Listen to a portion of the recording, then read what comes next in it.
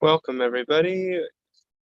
In just a minute, the YouTube is going to have the link to join.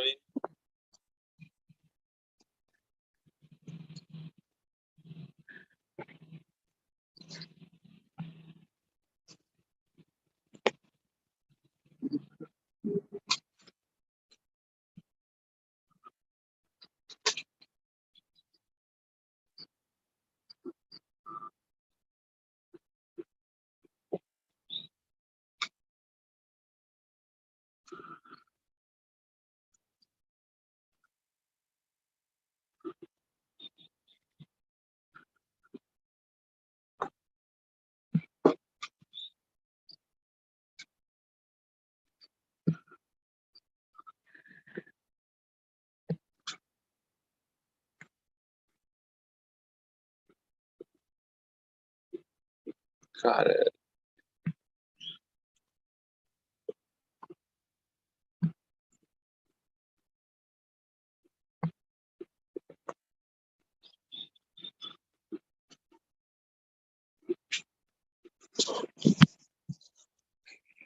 Hi, everybody. It's Dante Starshine here. Welcome to the weekly live stream channeling session. This happens every Thursday, 12 p.m. Eastern Time, and there's a special channeling session that will happen tomorrow at 4 p.m. Eastern Time in the States, and it's the Oceania edition, as there are viewers in Australia, New Zealand, Japan, who knows what other places over there, that it's really like way early in the morning at this time in that part of the world. So we are doing one that will allow for them to join. So I think that's like 9 a.m. Eastern Australia time. And there is a post in the comment community section that has all of the time zones.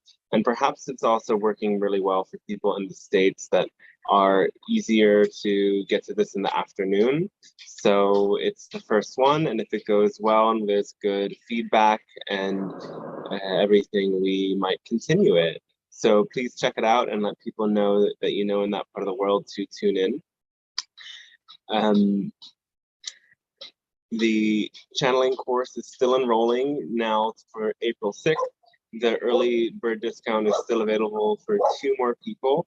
It's a really amazing opportunity, and people have told me to frame it beyond channeling, as it's about channeling yourself and about developing intuitive healing skills, as not everybody really wants to channel or is ready for channeling or feels like that's their path, but it helps you to get into an intuitive state where you can read subtle energies and read your own personal energy, which is always harder than reading for others, right?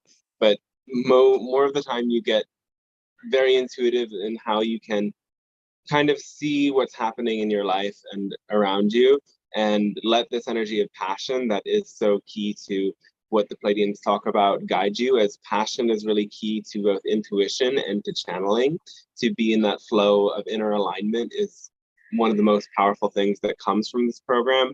And some people have learned to connect with their guides but don't necessarily vocal channel, but other people have actually begun channeling practices and work with clients now. So all of that is available to you. And I do free program consultations for half an hour if you want to see if it's right for you. So dantestarshine.com/course has all of that info. And I'm always doing personal consultations if you want to speak with the Pleiadians directly one-to-one to kind of go deeper in your own unfoldment, as we don't have the full space and time to give everyone that complete transformation experience in these calls, but we do what we can to make it work. And if you benefit from this, I really appreciate your support. You can send a donation to any of the links, PayPal or Venmo, that are in the comments, and that really supports me in continuing to just make this my #1 focus and not add other side hustles into the mix. It takes a lot of energy, and for the past weeks, I've been dedicating hours a week to editing this book that will be with you very shortly. So thank you for supporting me. It allows me to be fully dedicated to this. And I think that's all the things I have to say about that. And when you're in this live stream, make sure that you're muted when you're not speaking, and make sure that everybody has the chance to ask their questions. We might get full, we might not. So before you come on a second time for more questions, just make sure that everybody, we've kind of done the first call to make sure that everybody who wants to ask a question has had that opportunity, because some people aren't as bold and just stepping forward, though we encourage you to be bold. Anyway, and here I am today with someone you might recognize if you see the streams, who was so inspired to hop into Mexico. How's it been in Mexico? Amazing, amazing. I am transformed. I am alive. I'm joyful. Yeah? It's total transformation. Following the passion thing kind of works? Following the passion is exactly what works. It's unbelievable. Yay. Unbelievable. Guys, follow your passion. That's it. Do what excites you most. It's incredible. Awesome. Quick question, Dante. You mentioned for tomorrow that it would be 4 p.m. Eastern time. Yes. So in your email, it says Eastern time, 6 p.m. tomorrow. Oh, sorry. Thank you, Carol. Okay. 6 p.m. Eastern time, Okay. 4 p.m. my time, which sometimes I'm deluded and I still think I'm on Eastern time. Okay. Let's make sure everyone is on time. This isn't even at 12 p.m. Eastern. I also said that this transmission is 12 p.m. Eastern time. It's 2 p.m. I get confused with the time zones. Right now it's noon in Mexico. So sorry for all the confusion. Not at all. Thank you for clarifying. Yeah. Oh, just to say, I have to leave at 1:30. If it's going on longer than that, I need to leave on 1:30. Oh, okay. Then I'll get ready what I need to say. Okay, and then I just lock the door behind me. We're in. I'll be just house this. Cool. Okay. With the things I need to take. All right. I came to his room because my my new place has a lot of construction going on outside. Mexico always has construction. So does Guatemala and a lot of places. I don't know. Lots of chainsaws. They're kind of like a symphony, but I figure that you don't really want to listen to that symphony today. So I'm doing my best.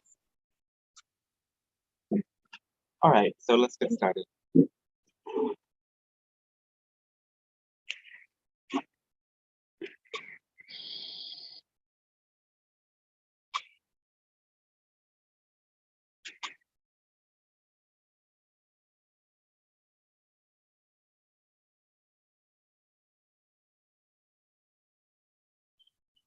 Hello, and be safe. A pleasant day to each and every one of you at this moment. As the Pleiadian Council, it is a pleasure and honor to establish contact with you in this way. We thank you for allowing these transmissions to take place, as it opens up a bridge between our respective realities that allows for both yourselves and ourselves to grow and expand in deeper remembrance of all that is in Source. So, for this, we are deeply appreciative. Today, we want to share a message that is, in a sense, another reminder of the core message we share, and something that we will explore deeper in the upcoming book. The message today is that you are valued. Some of you have come to learn that you do things to earn your value, to earn your worth. However, you yourselves are valued.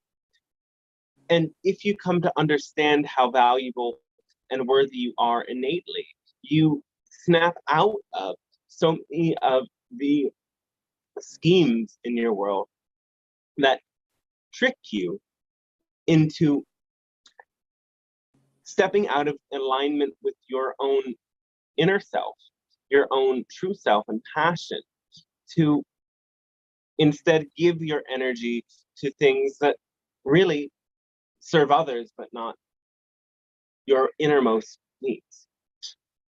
And when you sacrifice yourself, it is not something that exalts you and gives you a grand spiritual power, unlike what many of you come to believe. When you sacrifice, your true passion and give your energy to others, it is as if you hide the gift that is most important for you to give to the world from them. The gift that they might want from you, if it does not represent what you really want to give, is not the best thing that you can give, and it's not the best thing you can cultivate for yourself and for all that is.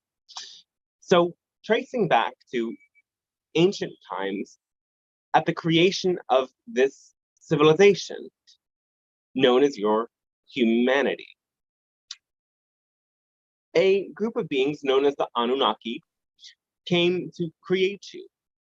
They spliced the genes of themselves with the genes of Sasquatch-like primates that then roamed your world and still exist on parallel dimensions of the same earth that you walk on. They made you as friendly servants so that you would mine gold for them and fulfill various tasks. They eventually came to leave and watched over you for some period of time, but they did not fully undo so many of the conditionings that they put in your genes. Part of this was shutting down these supernatural gifts, as you would term them, that were a part of their experience. They shut them down and instead activated genes that fell into alignment with subservience. And as a result, humans have, since ancient times, looked to authority figures as gods and sought the approval of authority and anyone that demanded that sort of respect. In your world, there are so many ways these conditions still perpetuate themselves. And you can see that so many in the world believe that they have to check all of the boxes and fit into the scheme that everybody else is doing, or else they are not worthy. If they do not live a conventional life and do not keep their lawn as green and tidy as their neighbors, there might be something wrong with them that they would have to compensate for. And even within many of these so-called subcultures that come to manifest, it becomes a game where everybody is trying to gain worth by fitting their image and fitting their behavior and fitting their speech in alignment with that of their peers. This trick is always a way that you look up to somebody that you idealize and idolize to learn what value is and attempt to mimic that said value while simultaneously robbing yourself of your sense of innate worthiness and robbing yourself of your sense of individuality. Come to understand this and work with this as a mantra or as a belief that you can attempt to override all of the other mental conditions in your psyche with. I exist, therefore I am worthy. I exist, therefore I am valuable. You must come to understand this. If you were not valuable and were not worthy, Source would not have created you in the first place. If you were not truly worthy and valuable, you would and could not exist. Oftentimes when you're feeling anxiety about some sort of lack or some sort of way that you might not get the approval of one specific person, what you're forgetting about is that you are innately worthy and that the purpose of your existence is to be exactly who you are. Should you attempt to change yourself or even compare yourself to others in order to gain approval, you are not remembering your fundamental worth and that who you are is what you came here to be. So there's no need to adapt who you are to make it more palatable to others. As long as your expression fits your own excitement, there is someone out there who is the perfect vibrational match for you, who can reflect that passion back to you through your shared interests and shared calling. So remember that if someone doesn't resonate with you, or you do not resonate with them, that isn't a match. And you don't need to adapt to them. Instead, ask yourself, what belief or what value have you learned that makes you put that person on a pedestal above yourself?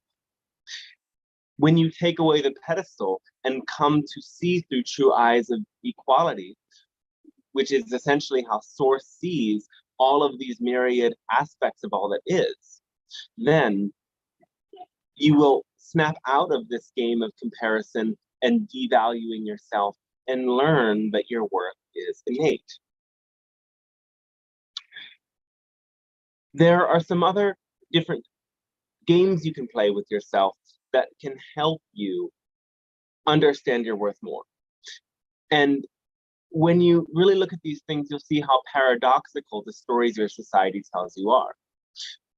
Someone who is born with a physical or mental handicap still has all of the worth and value that anyone else has. And this is now commonly agreed upon, as so many of your developed nations create services and platforms to support those who don't have the same capabilities as others. It would be incorrect politically for you to devalue somebody because they cannot do some of the things that other people are capable of doing. However, you do that to yourself with your comparison. You look at other people who are more successful according to your definitions of success, and you put them up on that pedestal, or you think that they must be more worthy or valuable because of where they're at and where you're at.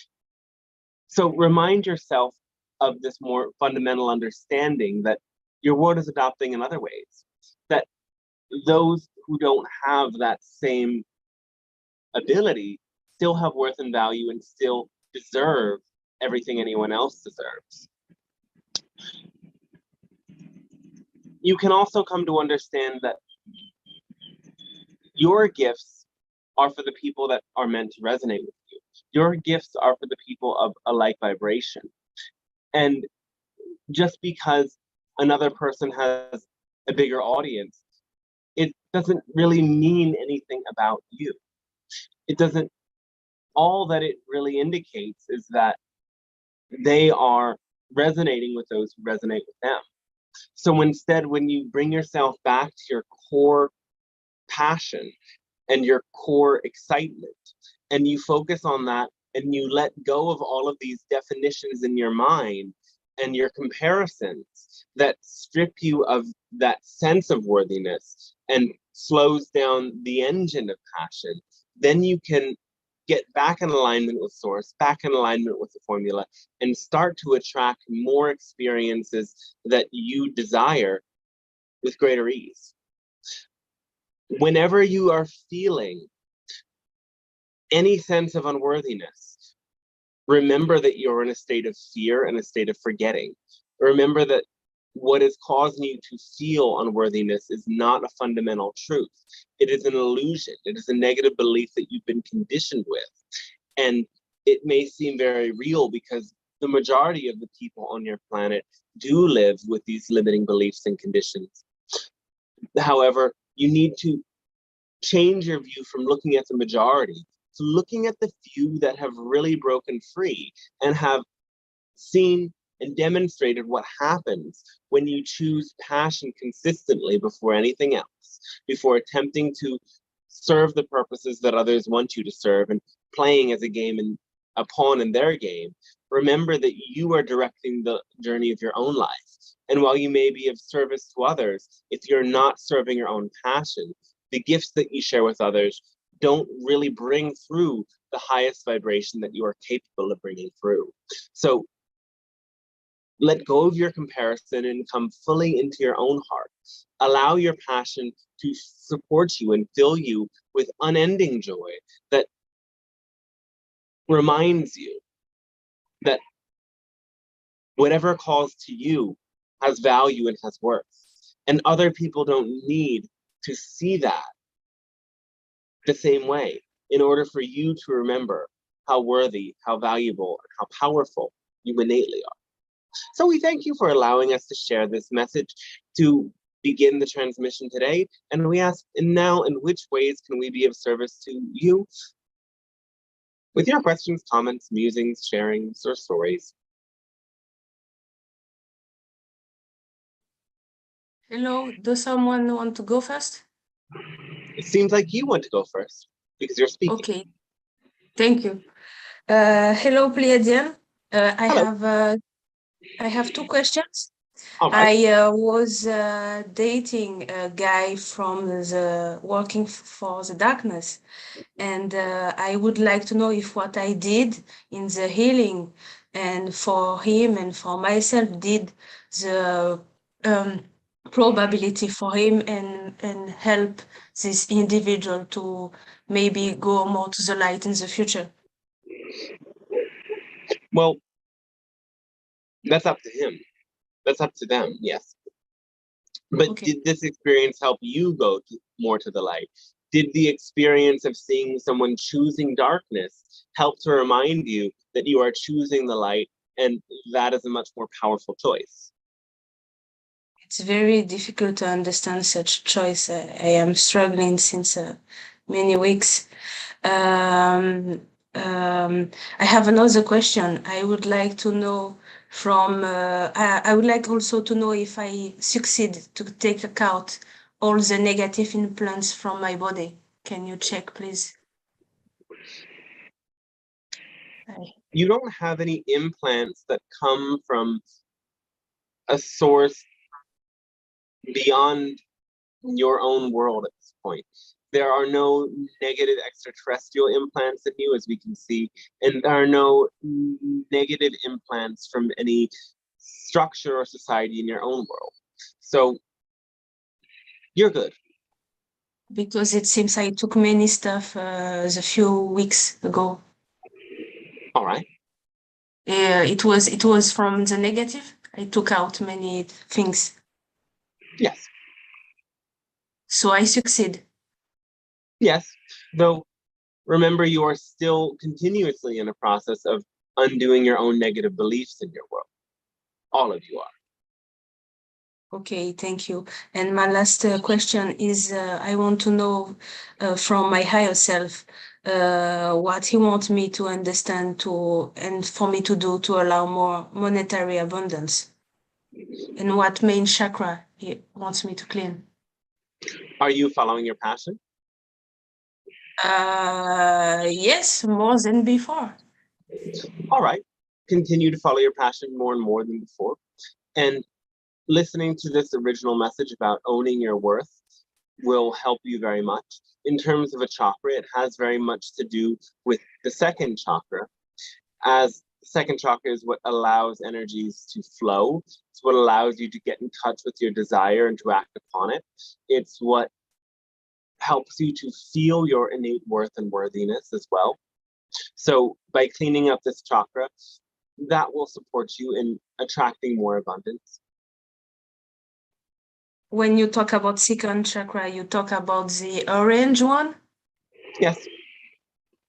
Okay, because I thought the self-belief in ourselves, it was a yellow one. Yes, it is. Okay, so more the orange and the yellow after. The orange chakra comes to support the yellow one. So the chakra needs the support of the one below it. So if there is mucky energy still in one chakra, the one above it is going to be receiving that. So in other words, if you want to generate more self-worth, you have to get to the root of the self-worth. The lower chakras beneath it that support the solar plexus or the yellow chakra need to be balanced and integrated in order for that second chakra to as well flow easily. Okay, so I do the cleansing, and normally I will manifest more abundance in my 3D world. Do the cleansing, act on your passion, ask for what you want, and seek out opportunities to get what you want. Remember, it's so much about actions. We've said to you in the past, sometimes you have thought, if you just balance your energy, it will magically show up, but you cannot do that. You have to take actions. You have to ask. Okay, thank you. Thank you so much. Well,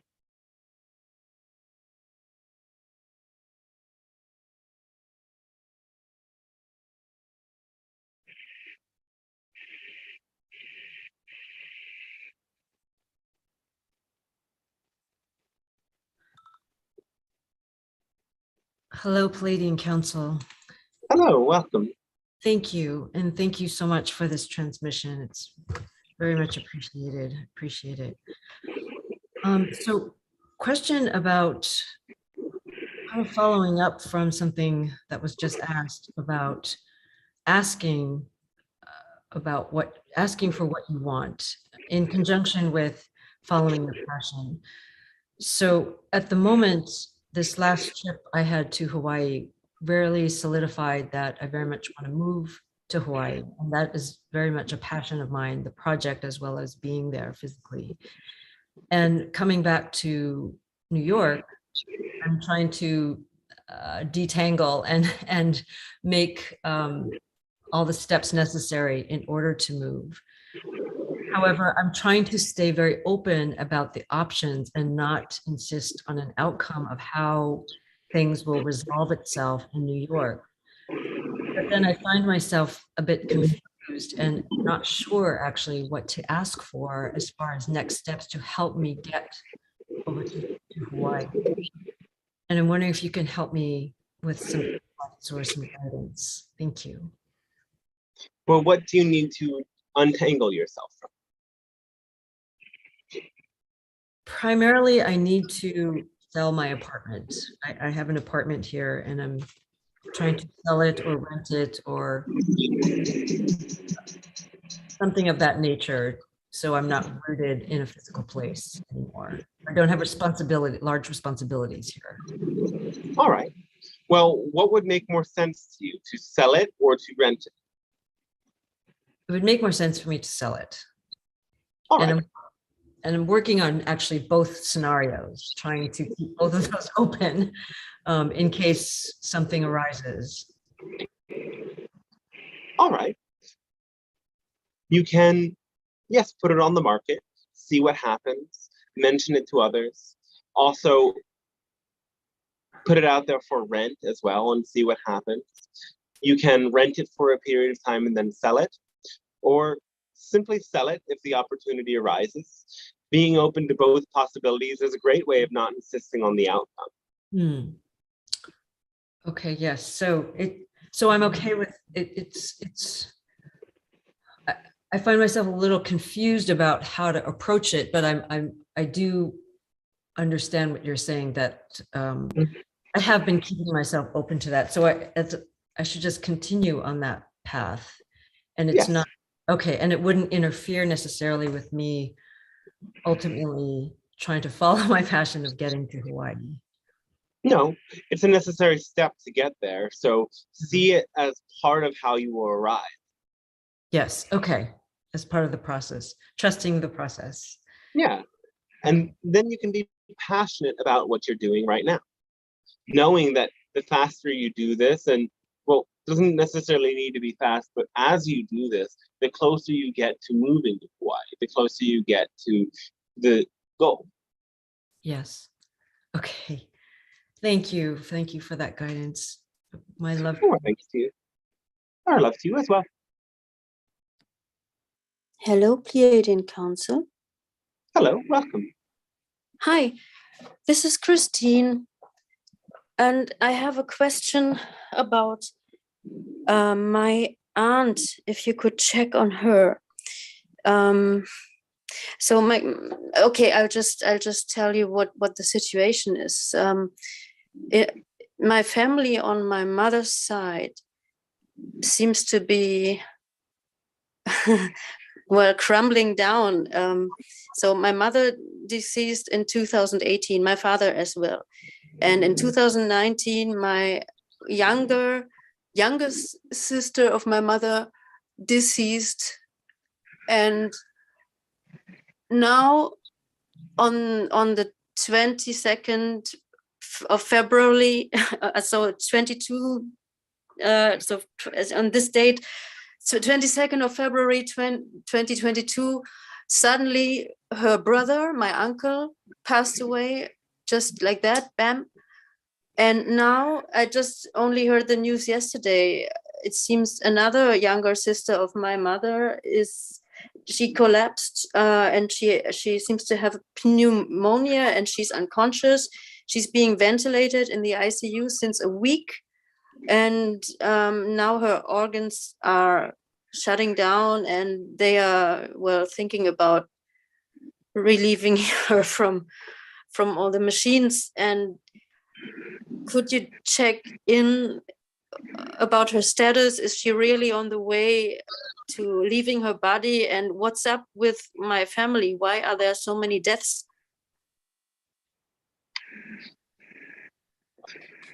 It does seem as if she is on her way into spirit. And looking at it that way, it can be something to as well be grateful for and appreciate that now as she leaves, there is less suffering and a new experience in spirit. Sometimes, especially when family members are very close, they're only tethered to this world. When there are strong bonds between family members, as one goes, oftentimes many others will go. And sometimes to witness many that one is close to leave signals inside that the soul is also ready to go. So this wave of departure is, in a way, a farewell party together where they guide each other back into spirit. Yeah, I thought something like that. But what I'm struggling with is that the siblings of my mother are all younger than her. So my uncle, for example, didn't even reach his 60th birthday. I don't know what's up. And this was suddenly. And my aunt, like a few days before she collapsed, she wrote a comment to me on Facebook. Everything seemed normal. And next thing I hear is that she collapsed and she's unconscious. Can you look into that? Why did this happen all so suddenly? Some souls have agreements to go quickly because it is less painful and challenging than a long and painful death. So for her, the soul agreement to start to leave suddenly simply allowed her an easier process of letting go. It does not seem as if your mother has the same desires to leave or the same concerns that might make her leave. So you can let go of the fear and trust that whatever is going to happen is exactly what is agreed to on a soul level, and that you get more allies in spirit as loved ones leave, as no one ever really leaves you. They simply leave their physical body. All is one. You can stay connected with those that are born into spirit forever. I know. My mother already left in 2018. She's also in spirit. Yes. Yeah. Okay, thank you for this. Yes, our thanks to you as well. Did I ask a question? Yes. May I just move a little bit on the camera here?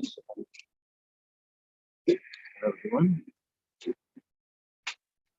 So I've been doing a personal growth seminar for a few days here, and I've had immense transformation experiences. There is a comment or a question that's very much to do with what you said about self-worth. I came into it with immense, I guess, self-worth. Before I talk about that, could I just ask you to scan my energy? Because my experience has changed. I'm interested what your scanning of my energy is. Greater openness than before. Still, there might be something around the throat chakra that is developing. Some knots to release. However, your lower chakras have very much been strengthened and expanded exponentially through these experiences. Thank you. That's really good to know. I want to speak about something you mentioned about the self-worth aspect. Something occurred in my process of joining this particular seminar. When I found out about it, there were 4 price levels, and I was comfortable only with the lowest price level. And there were other price levels. I didn't even look at them. I just thought I can afford this much, that's it. Otherwise I can't do it. In my application process, in filling in all my details, which I thought was important, there could have been an age restriction and they needed to filter check, you're too old. I replied to that. I filled that in. And when I got disconnected and reconnected, had to reply to you're registered, please pay, that price was sold out. So I wrote an email to say, please, is there an option? I can stretch to a compromise between these 2 prices. There was no reply. I thought, well, they're busy, too busy to reply, but reply will come. And then it went to the 3rd price, at which point I wrote another mail to a different thing. No reply on that day. And finally, it was at a way above the price that I could even consider. And I woke up that night realizing that it's not about what I can afford, it's about how I would feel if I did not do it. What would I feel to miss this opportunity was a whole other price range. And I realized, because the particular wording was my cup runneth over, abundance, and how you have guided me to be joyful, passionate, I decided this is a signal of the universe. I am really abundant, yes, even though I don't know it. And I entered the space, firstly, a little mistrustful that there was no reply when I wanted to reply, but they would see that. And secondly, very clear of my self-worth that I jumped off a cliff. It was an extraordinary decision of, I don't know how I'm going to pay for this, and I'm not thinking about this anymore. I'm just knowing that the universe supports me. It is abundant, as we've said before, and I embrace that abundance, and I have no doubts about the abundance. Occasionally it whispers the doubts, but my embrace was so total that my experience in the seminar was deeper, and my connection to source in each moment, and I'm not letting go in this moment of now, because I am connected, I'm joyful, I am connected to source in this moment, in this moment, in this moment. That was so powerful, but immensely transformative personal energies came. Yes. What was the question? I just wondered if you had any further comments on what I just said. Well, abundance is, again, having the ability to do what you need to do when you need to do it. So the number is just a number. If you have the ability to pay that number and still meet your other needs, then you're very abundant. So many of you get into a tizzy about not having enough when in the moment you can do exactly what you need to do, but you insist that, what if I don't have the ability in the next moment? But you're not in that next moment now. That next moment is a future fantasy or a future illusion. You have to take the leap of faith if you really need to do what you need to do now. And need can include also those needs for self-expression and relationship. So if it helps you express yourself, if it helps you feel that deep yearning within yourself to expand, that is a need. So you followed abundance and you trusted abundance, and it has brought you to yes, transform and fill your cup over. And maybe one thing to learn from it is if you are able to recognize when your passion is telling you to do something in this specific moment rather than waiting, you are able to lose less energy. The more you hesitate, the more you allow for other timelines to take hold of you. So there's a saying that some share, he who hesitates is lost. So by recognizing when your passion is there and dropping the hesitation and acting upon it in the moment, everything flows. And this understanding is included when we say, follow your passion to the best of your ability. In the moment, listen to your own inner knowing, and the quicker you can do it, the more the things will change and flow and adapt. As for the growth that happens in this workshop, it is about returning to that essence of remembering your worth, remembering you deserve, and remembering that you can flow and easily communicate all of who you are and share them. So it is an experience that will continue to grow, and the ways that you've expanded through it will also overflow into many other areas of life. Thank you, that's beautiful. I now realize the hesitancy was a lack of self-worth. Yes. I wanted to say, look, are you going to reject me? I'd rather you reject me now than I arrive and I have to face rejection. And I entered the place with, I am fine. I've decided. Yes.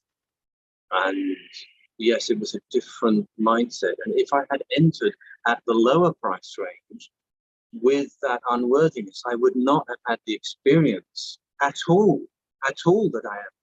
Yeah. This is amazing to think that. Thank you so much. Oh, thanks to you as well. I have another question, but I'll come back later. All right.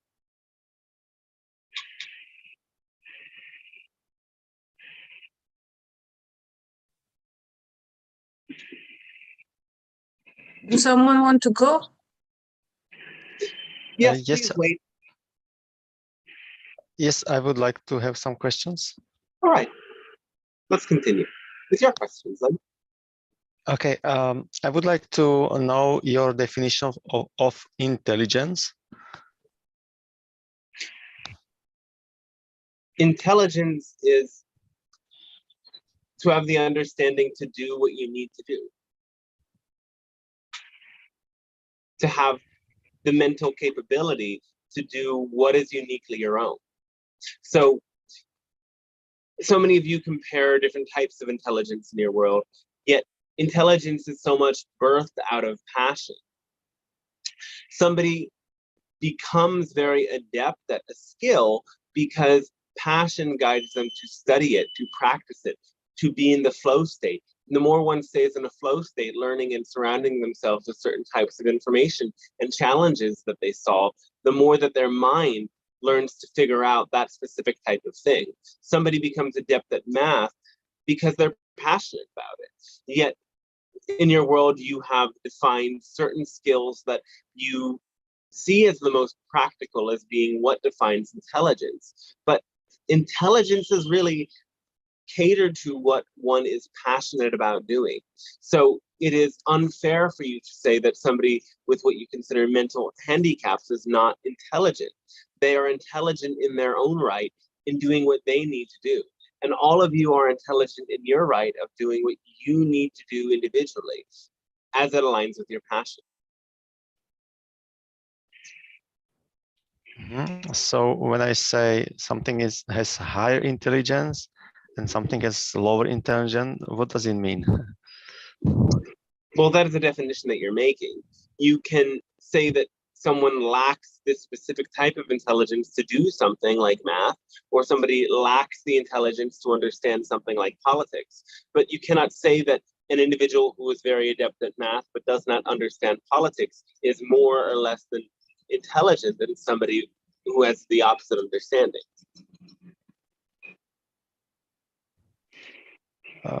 Okay, because I was always looking on intelligence, something that understands more connection and has broader view. I refer to this as a higher intelligence.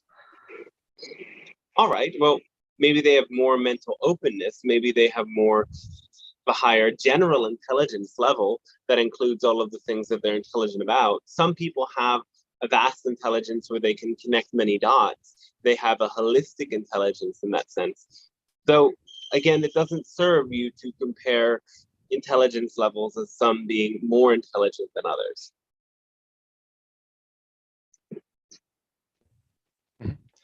Okay, thank you for definitions.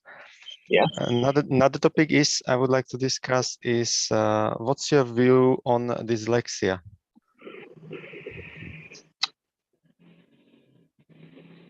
It's sort of wiring of the brain specific to some individuals. These individuals, while they may have some struggle with other things, actually have a higher level of intelligence for understanding paradox, because the mind tends to mix up one side or the other, or one thing for another. They can actually see when paradoxically one thing is true, but a seeming opposite is also true. So this allows them to actually perceive higher dimensional levels of reality with greater ease than somebody who has a more neurotypical brain.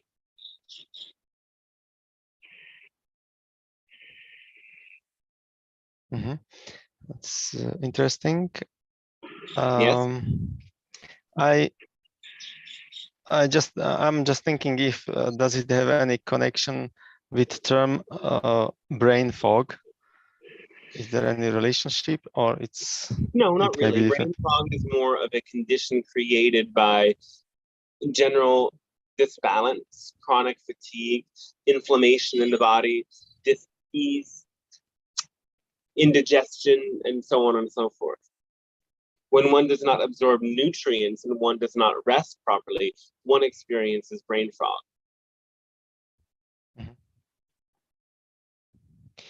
Okay, and could dyslexia can be connected with ADHD disorder? There's some connection, but recognize that ADD is extremely common. In fact, those who have this condition are simply wired a different way. It is not that anything is actually wrong with them. They have a lot of passion, a lot of energy that can direct their focus in many areas. They simply cannot fit in with the model your society has given, where you focus for prolonged periods of time on one specific task. Because of the way that capitalism has made your world work, you think that doing this is beneficial when it actually obstructs the flow of your energy in so many ways. So we do not classify ADD as something detrimental or negative or even that limiting. It is only that these individuals don't fit into this destructive model your society has set up. ADHD is a bit different, factoring in the hyperactivity. And at the same time, the same applies in the sense that people with ADHD have high degrees of passion and can learn and do vast feats if they are allowed to follow their passion. But instead, so often you attempt to bring these individuals to do the things that everyone else is doing. So you need to have more acceptance of the different mental states that people come in with, as they're wired to do something specific, instead of forcing the people to fit the system. You have to make new systems to fit the people. Yes, that's what I'm dreaming for a long time, because I personally have kind of difficulties to be in focus for a longer time on one task, and this also has challenging me with my short-term memory, because I have difficulties to remember for shorter time some things that I need to keep in my mind for a short time. I believe this is also connected with this dyslexia and ADD I'm most probably involved in. So what can help me to enhance my short-term memory or memory in general? You can use different supplements like Brahmi, Gotu Kola, ashwagandha, and tulsi to bring ease to the system and increase the memory. You can bring yourself to work with tools and permission slips to repeat the information that is really necessary several times. Do you find that you're forgetting things that you need to remember, or are you forgetting details that are not really necessary? Yes, the things I need to keep on my mind, and when I'm trying to recall name of them or something, I know what I'm thinking, but I cannot simply recall the name of it.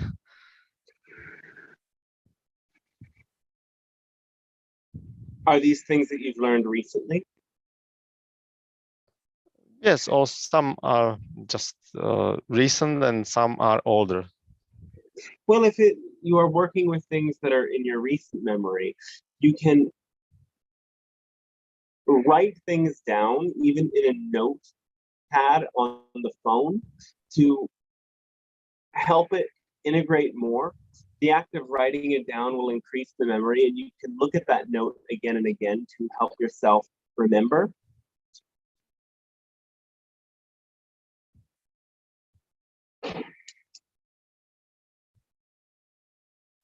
Mm-hmm. Yeah, that is also possible. Maybe I can give you some examples. On your transmission, when I want to fully get the benefit of it, I need to listen in more times to understand it completely. All right. So I just wonder if I can do some technique. I can remember more from this transmission and to be more effective in learning in general. You can write down the details that call to you the most, especially if it doesn't land fully. Write it down or read it out loud. You have to tap into the specific type of learning that works best for you. So you might find that looking at it in words is more helpful for you, or that writing it down in words is more helpful for you in the learning process. The thing I'm aiming for is just to turn myself in the state that I'm more receptive to the presented knowledge, so to say. What would prevent you from being fully receptive?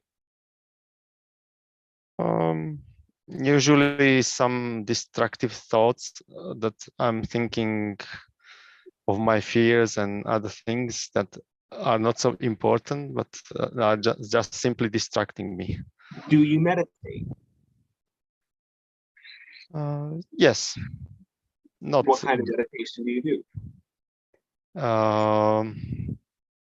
Usually I'm just having some guided meditation from Bashar. All right, well, that isn't really the kind that's going to help do the trick.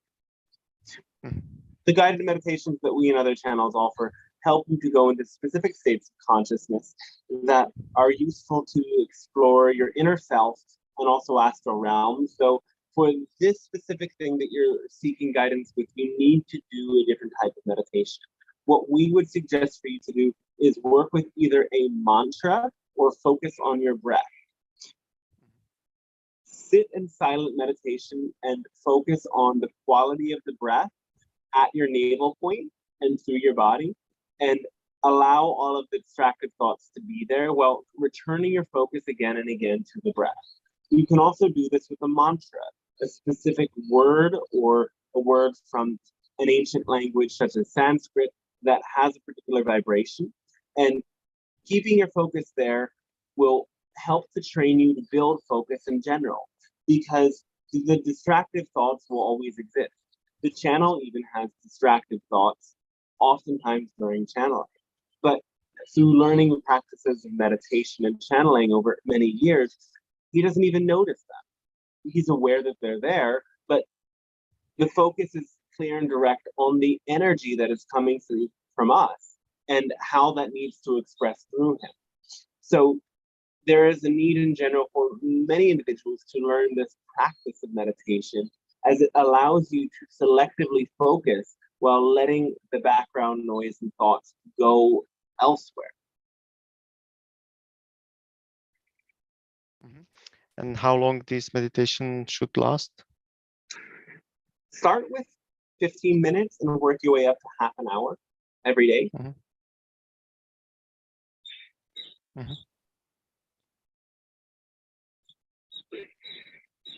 Okay. And of course, sometimes it happens to me that I fall asleep during the meditation. That's all right. If you fell asleep, you needed it.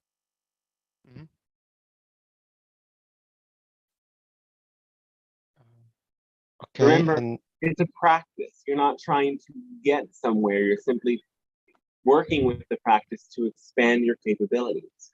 What happens in the moment is what needs to happen. You set aside the time to practice, and that is good.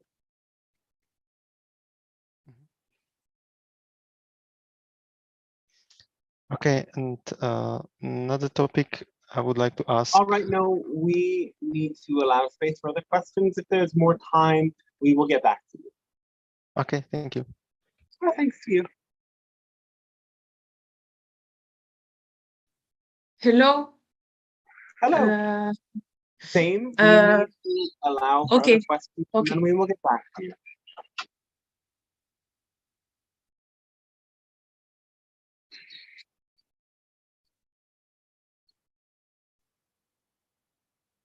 Do we have any questions from the YouTube chat today? Yes, we have. One moment. What are some ways we can invite more magic into our daily lives? And what is my frequency? Thank you. I love you. This is from Kaelum Ariel. All right. Well, understand that magic is all around you. And your passion and your joy are magic. When you listen to this energy, you will notice synchronicity. So celebrate every synchronicity that manifests as magic. When there is a connection, when there is something reminding you to tune in to one of your passions or a specific energy, magic is at work. You can experiment with magic by setting forward a specific intention. For example, today the channel said, I am looking for a place today that will not have the crazy construction noise for this session. And all of a sudden, somebody said they would like to listen in to the channeling and offered space. So set your intentions and let go of your insistence. If you don't know exactly where something is going to come from, set your intention that you would like to do this and this a thing, and then simply let your passion guide you. Oftentimes you won't know where you are going to find a particular solution, but your passion will guide you regardless. Your passion is always leading you to your destination. And if there's something that you want to manifest along the way, your passion will bring you to that as well. So allow yourself to experiment with magic by seeing how synchronicity always supports you in finding your specific intentions as you go throughout the day. As for your specific frequency, we are sorry, but we need a live interaction in order to read somebody's frequency. But we thank you for your question. We hope that it helps you explore greater magic, because it's always happening all around you. So instead of seeking magic, remind yourself that everything that's happening is magical, and let passion show you.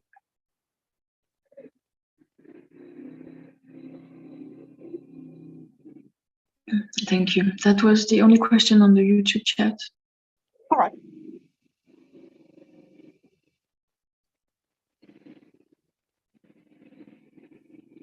Can I ask? Yes. Okay, thank you. I have heard that Jesus, when he came without past life trauma, without past life fear. So that's why it was very easier for himself to do his highest excitement and to follow the guidance of the Christ consciousness, because ourselves, when we are trying to figuring out our next excitement, is difficult to make clear, and we are drawn in fears, and it's make difficult to do this. So sometimes we first postpone our next excitement and try to deal with the fear and not to do our highest excitement. Do you understand? Do you have a thought on this? Well, that one, is Jesus, Yeshua, the Christ, was at a very high vibration, a high frequency. They were not establishing any connection to what you might consider negative timelines, or negative other lifetimes. They were simply bringing through an energy that was from source and from beyond, that was bringing in the codes of unconditional love to your world.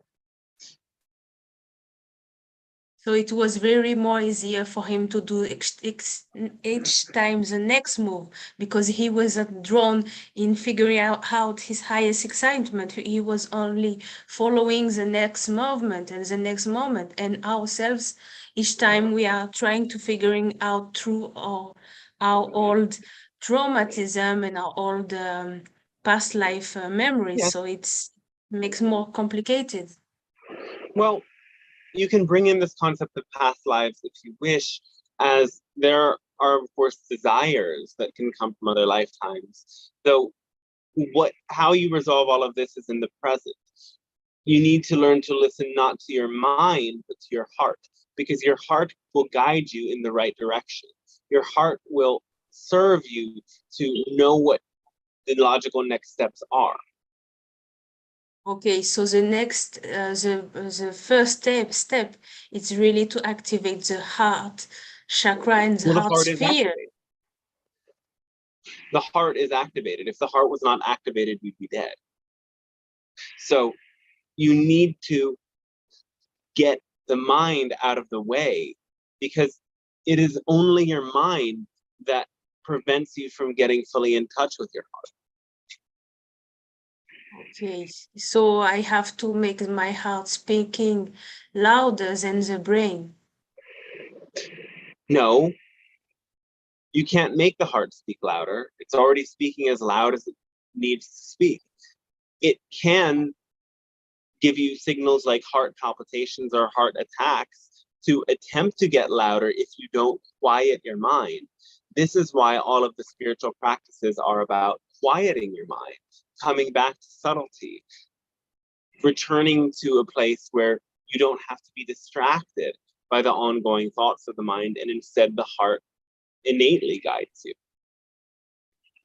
Okay, so that's why everybody say only master being comes to this planet to experience this timeline, because we have to endure to put ourselves in difficult. My question is it true only people here are masters? Well, this is a school for mastery. So if you're not yet a master, if you really choose to follow your passion, you will become one. Okay, thank you so much for your precision. I thank you very much. Oh, thanks to you as well.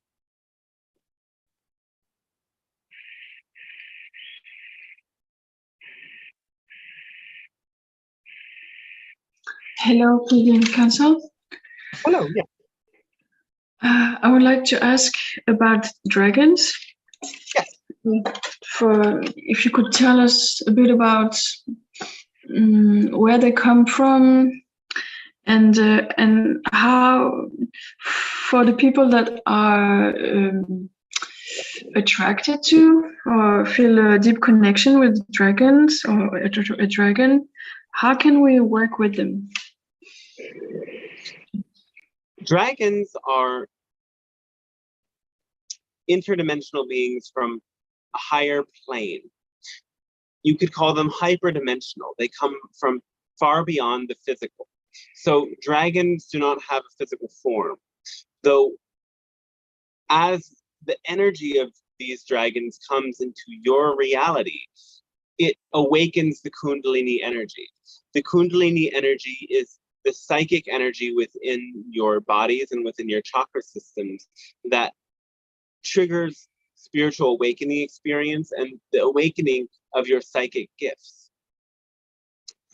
So in order for this energy to come online, the Kundalini energy has to activate. When you interact with dragons, the Kundalini energy activates. And this energy is best symbolized to your own consciousness through serpents and through this form of a dragon. There have been many who have been guided by mystical experiences with this consciousness of dragons and thus made themselves clans of serpents or dragons, or the dragon and the serpent have been used in many of the ancient healing practices like yoga and qigong. To awaken this force brings you to access that realm.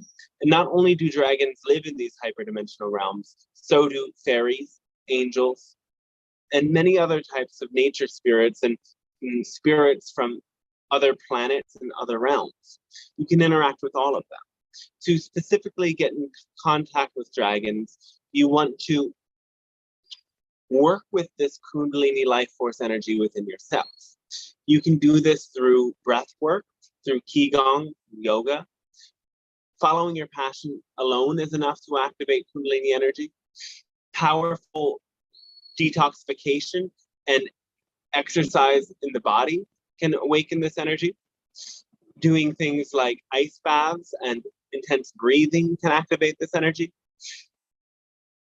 Powerful states of trance through artistic expression and channeling can activate this energy. And really, as we've said, your passion naturally activates the Kundalini energy.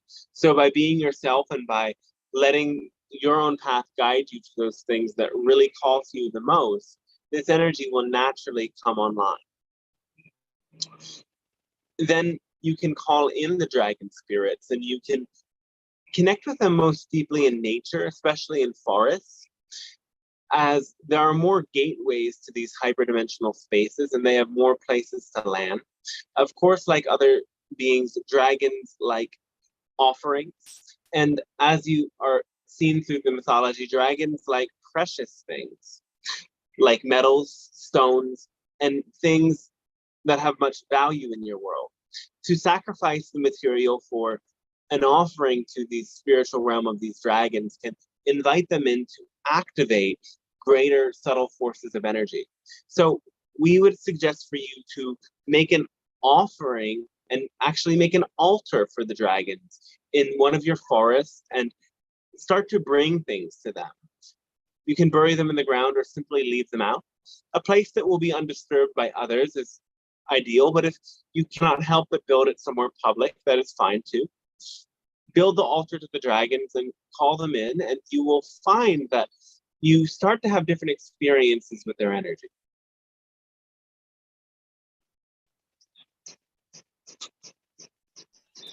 Awesome, thank you. Thanks to you as well. What about channeling sounds from yes, dragons? that's channel dragons. You can channel them through sounds. You can even channel them as voices, vocal channeling in the same way that we are being channeled. There are some dragons that would love to speak through humans. Mm. Mm. Thank you. And one more question about a shamanic drum. Yes. I purchased one a little while ago. It's quite big and has a very deep sound.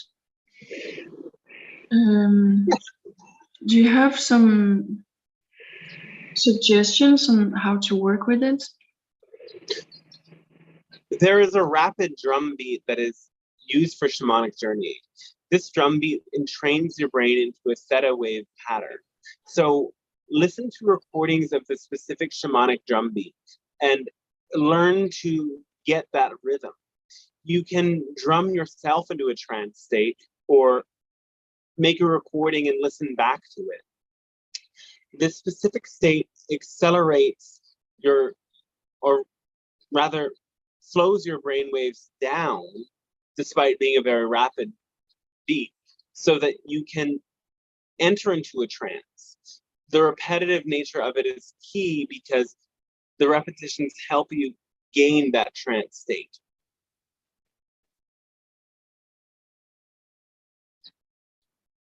Wonderful. Thank you.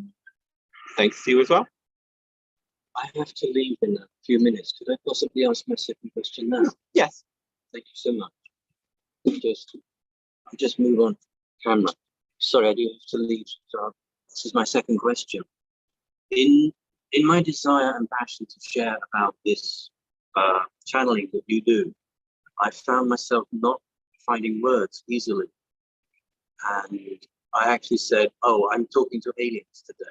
And I realized that with that particular person was not the best way to say it.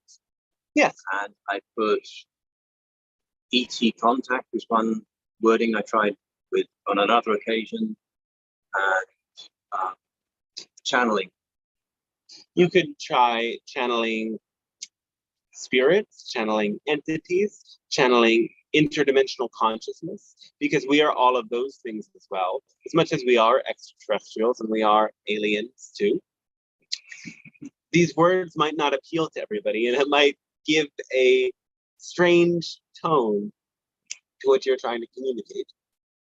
So speak a language that they can understand, or that might attract them more. Okay, thank you. I was wondering if I should wait until people are attracted by the particular words, but I hear what you're saying, and that helps me. Yes. Okay. It's as much as finding a common language with people around you. You can learn to adapt to others. It can happen even unconsciously over time, as you learn that your frequency is naturally drawn to adjust to the frequency of other people around you. It happened to the channel the other day that he was interrupted in a conversation with somebody, and he said simple gracias to somebody, but he said it in the voice that he would use for the other person. So his natural response was to say again, gracias to the other person. I hear you. I am at times overwhelmed by how powerful the transformation has been for me. And I want to share it so much with other people that I find I'm not able to share as I would like to. It's my passion. I am stumbling to share it. Well, instead of explaining exactly what this is, explain what it has done for you. Explain that you have had certain blockages and you ask questions about it, and the guidance you received brought an energy into your life that is, in a sense, an energy clearing and energy healing. Many people understand this. So it is a sort of mental energy clearing that we offer, you could say. That might be something that appeals to more people and helps them understand more clearly what this is. That's great.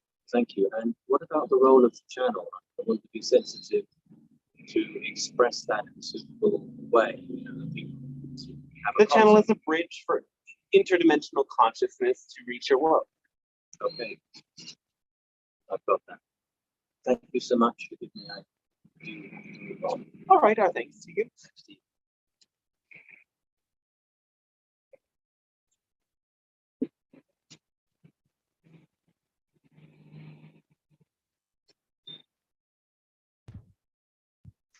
Hello, may I have another question?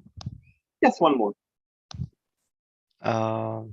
In my work, I work as a computer programmer, and most of my time I'm looking at the code, trying to understand it, and then do some changes to it, or some advancements, or adding to it something.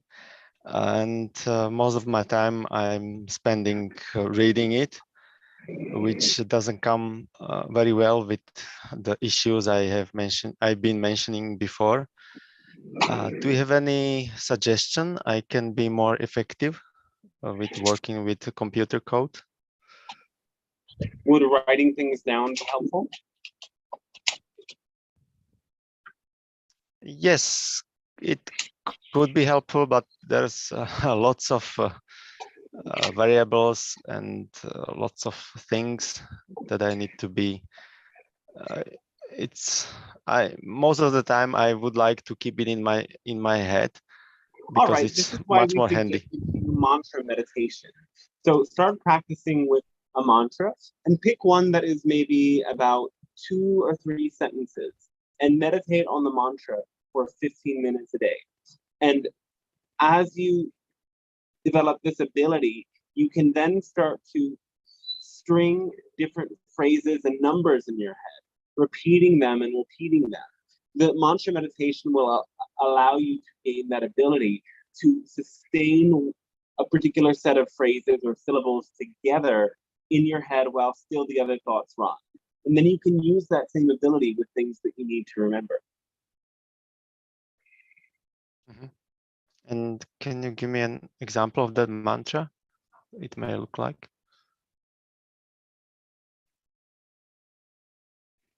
All right. For you, we suggest this mantra. Om Aim Sarasvataye Namaha.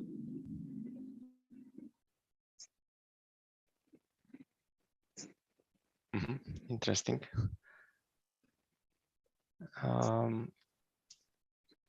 During my work, to find its specific meaning. It connects with the goddess of learning and speech in your idea of Hinduism. mm-hmm.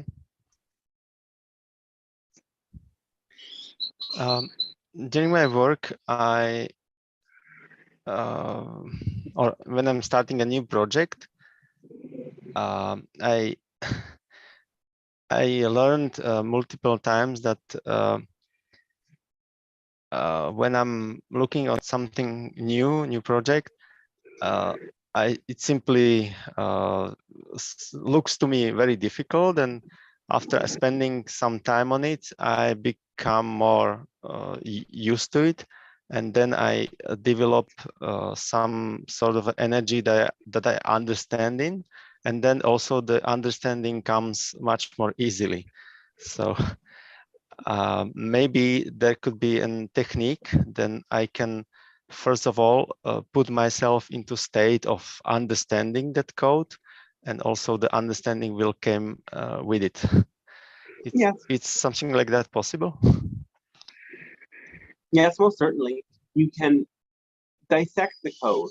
You can make yourself familiar with it. You need to let go of definitions that say you're not as skilled, definitions that say that you have this and that disability, and instead simply put yourself to the task at hand. Let passion guide you. Let your mind do its thing, and trust, without having insistence on outcome, that you'll be able to complete the task at hand, as you always have.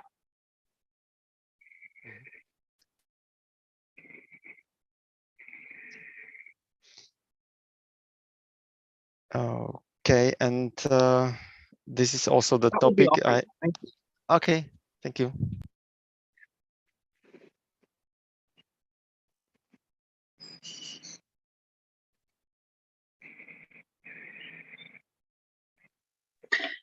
There's a little question on the YouTube chat. All right. From the same person. Can you tell me about Astoria's role in my life and if she has any messages for me? Thanks. For questions of this sort of a personal nature, we need to be having a live interaction with you because we cannot gain enough information from this phrase alone. So you would need to come live and speak this aloud or do a private session with the channel. Thank you.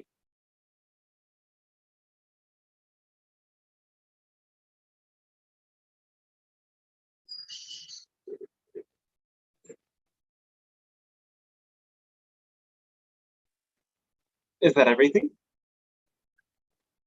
Yes. All right. Then we thank each and every one of you for co-creating this interaction today. We will leave it here for now. So you will see us again tomorrow if you would like, or you can tune into the recording, or we will be offering a different channeling at a new time to allow for more people to tune into the transmission. We thank you all for choosing to be a part of this work and for integrating these energies in your lives. It is a great gift that you extend to us and to yourselves and to all that is in allowing yourselves to experience the expansion and the multidimensional growth that comes through following your passion and enacting it. Our love and thanks to you, and we wish you a pleasant rest of your day.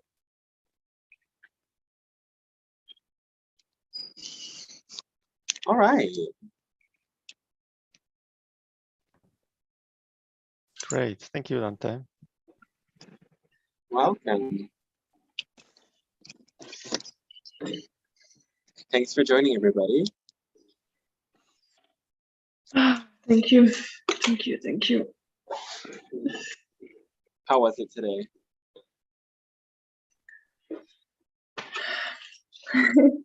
It was great. Awesome. Yeah. I was not following the whole thing. I had to do some,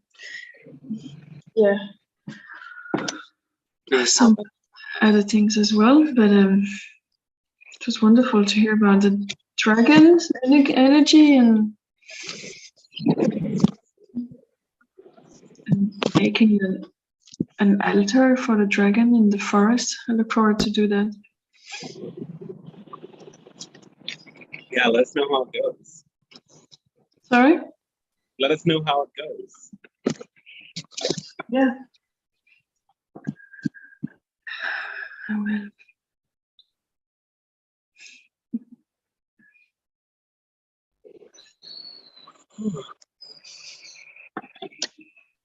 All right, everybody. Well, thanks for tuning in again, and maybe see you tomorrow. And